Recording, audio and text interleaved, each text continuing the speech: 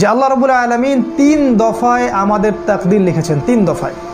প্রথম দফা হচ্ছে আসমান এবং জমিন। আসমান বলতে আমি বোঝাচ্ছি শুধুমাত্র এই গ্যালাক্সিগুলো নয়, 7টা আসমানে যত কোটি কোটি গ্যালাক্সিস আছে, সমস্ত গ্যালাক্সিস।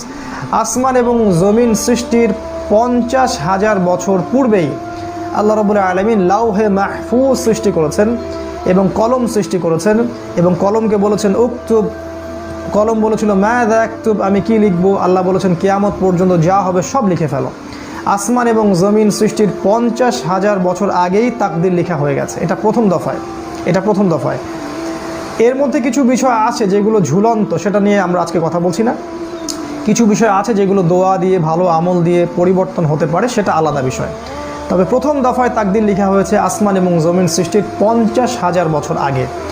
দ্বিতীয় দফায় তাকদীর লেখা হয়েছে প্রত্যেক আদম সন্তান যখন মায়ের গর্ভে থাকে, যখন তার বয়স হয় 4 মাস 10 দিন বা 120 দিন বা 4 মাস, যখন তার ভ্রূণের বয়স হয় এবং সেটা আলাকা থেকে মুদগা এবং একটা শেপের মধ্যে চলে আসে, আল্লাহ রাব্বুল আলামিনের পক্ষ থেকে ফেরেশতা আসেন, রূহ নিয়ে আসেন এবং সেটাকে ফুঁকে দেন।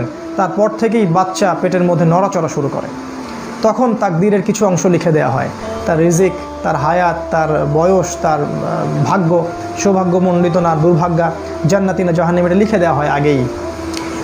এটার জ্ঞান এতই উঁচু লেভেলের যেটা আমাদের এই ছোট্ট জ্ঞান দিয়ে পেনিট্রেট করা সম্ভব নয়।